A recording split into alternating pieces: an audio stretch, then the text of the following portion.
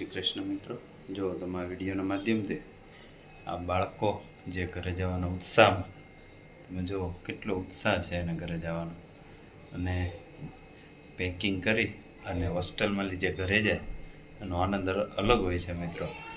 જે હોસ્ટેલમાં મિત્રો ભણતા હોય એને ખ્યાલ હોય છે. હું પણ હોસ્ટેલમાં ભણ્યો, તમે પણ ભણ્યા જ છો.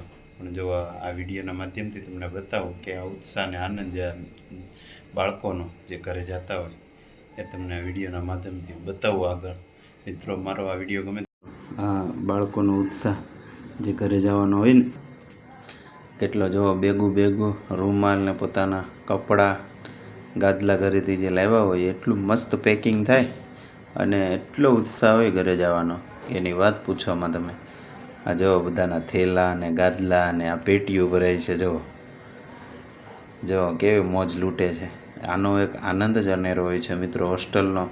હોસ્ટેલેથી જે ઘરે જવું એનો એક આનંદ જ જાણે આપણને કેમ કે ભાઈ જેલમાંથી છૂટા હોય અને કેદીઓ ઘરે જાય એવો આનંદ થાય કે એક હોસ્ટેલ જેલ તો ન કહી શકાય પણ એક બંધન કહી શકાય કે જ્યાં તમારે નીતિ નિયમો બધું પાલન કરવું પડે.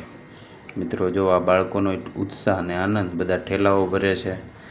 જો ઉપર ચડી અને બધા જો કેવા તૈયાર થઈ ગયા છે કૂદકા ને ઉત્સાહમાં. કૂદકા અને જો ટાટા બાય બાય કરતા હવે નીકળ્યા છે બધા ભેગું તૈયાર કરીને કે પોતાના સલ્ટીને રિઝલ્ટોને.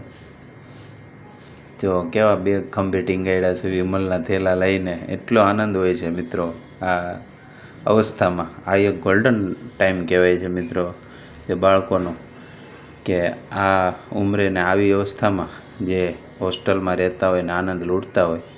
અલગ અલગ જ્ઞાતિના અલગ અલગ પ્રકારના બધા બાળકો મિત્રો આવેલા હોય છે અને એવો મસ્ત મજાનો બધા ભેળા મળીને આનંદ લેતા હોય છે. મારો આ વિડીયો ગમે તો લાઈક, શેર અને સબસ્ક્રાઈબ કરજો. મળીએ એક નવા વિચાર સાથે, વિડીયો સાથે. નમસ્કાર.